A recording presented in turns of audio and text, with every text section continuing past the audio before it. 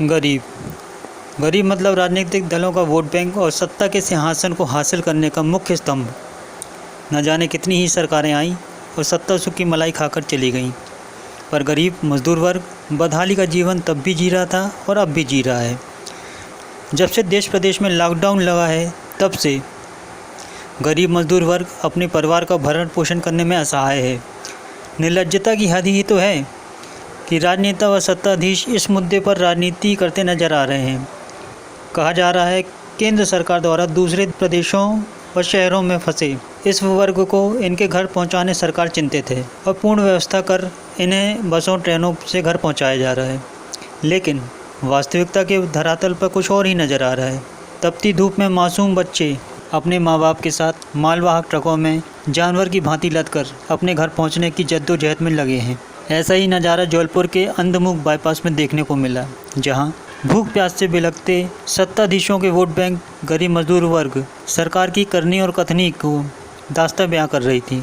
ऐसी विषम और मानवीय संवेदनाओं को झकझोर देने वाली परिस्थितियों में संस्कारदानी जौलपुर के युवा तपती धूप में छांव बनकर कार्य कर रहे हैं। युवा समाज सेवी विशाल दुबे व उनकी टीम इन असहाय गरीब वर्ग के भोजन पानी की व्यवस्था कर रही है। जबलपुर को संस्कारदानी क्यों कहा जाता है, यह प्रमाणित है। गरीब मजदूर वर्ग जो अन्य प्रदेशों से पलायन कर अपने अपने घर जा रहे हैं, उन्हें इतने लंबे कष्टदायी सफ़र में कहीं भोजन पानी की व्यवस्था नहीं मिली। कहाँ से आ रहे हो? कहाँ से आ रहे हो? कहाँ से आ रहे हो? हैदराबाद से। कहाँ जा रहे हो? बनारस जा रहे हो? यूपी जा रहे हो? हैदराबाद से यहाँ तक तुमको भोजन की क्या व्यवस्थाएं मिली हैं? अरे कहीं कहीं सही मिलता है, हाँ। नहीं मिलता है। तो लंगर मिला कहीं तुमको? हाँ। लंगर मिला कहीं? हाँ मिला था। एमपी के बाहर? एमपी में नहीं, उधर मिला था, कार से सब बांट रहे थे। अच्छा, इस टाइम हम लोग को कहीं पे खाना मिला है और अच्छा खाना मिला है।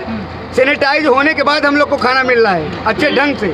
हम लोग 4 घंटा पानी के लिए मर गए थे, लेकिन ड्राइवर ने कैसा भी करके हमारे ड्राइवर की जो है व्यवस्था किए, हम लोग को पानी का व्यवस्था के पानी एक जगह हम लोग को मिला और दिव्य में हम लोग पानी कहाँ जा रहे हैं। अब प्रश्न यह उठता है कि सिर्फ धन संपन्न लोगों के पूर्ण सुविधा के साथ घर पहुंचाने सरकारों का दायित्व है, या गरीब वर्ग सिर्फ वोट बैंक की राजनीति बन के रह गया है। जनसेवक माननीय SK तिवारी जी सामने खड़े हुए हैं। आप क्या कहना चाहेंगे?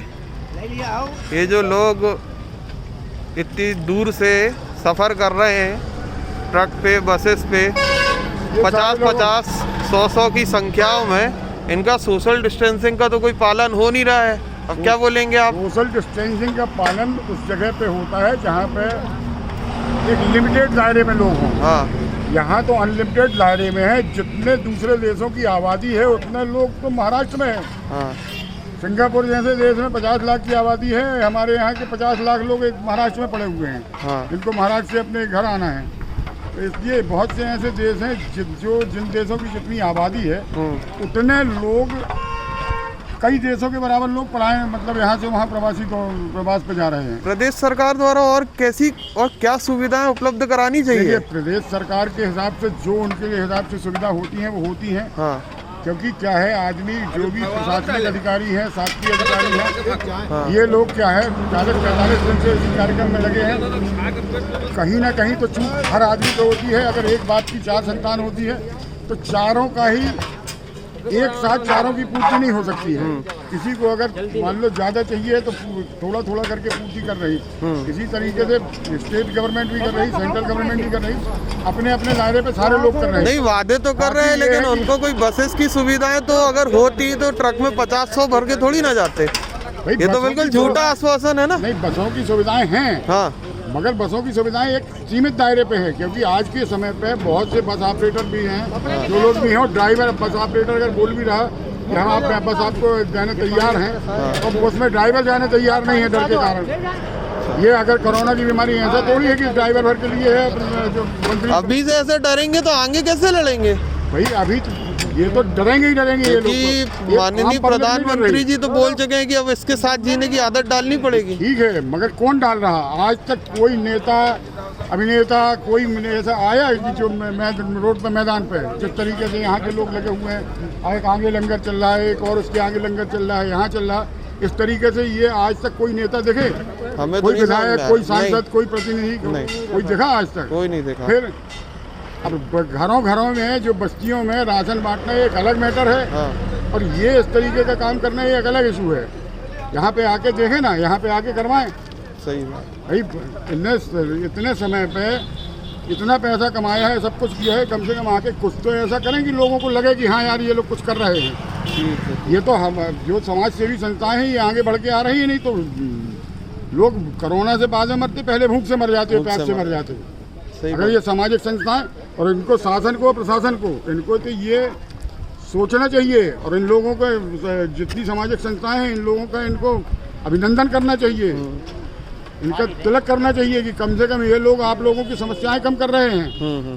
अब अगर आज पार्षद की या विधायक की टिकट का डिक्लेयर हो जाता तो आदमी घर घर पहुंचने लगता। हमसे गेहूं ले लो, हमसे चावल ले लो, हमसे दाल ले लो। अभी कोई नहीं पहुंच रहा।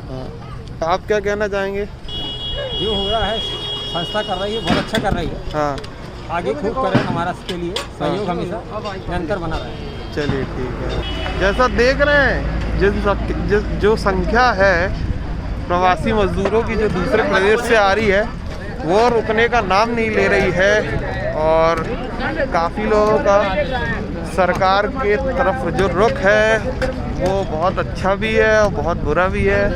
बस निवेदन है कि हमारे भाई लोग और जो भी हैं निरंतर जनसेवा जारी रखें और इन लोगों की सहायता करें, जो हमारे हमेशा सुख दुख और हर निर्माण कार्य फैक्ट्रीज में जो हमारा कंधे से कंधा मिलाकर साथ देते हैं और हमारे मेहनत को काबिल बनाते हैं इस कदर की वो कामयाबी आसमान छूती है। इसलिए मैं निवेदन करना चाहूँगा इन सब भाइयों के लिए, इनकी तरफ से, कि आप सभी इनको इनका हक दें और इनका सहयोग करें। जय हिंद, जय भारत। पंडित विशाल दुबे।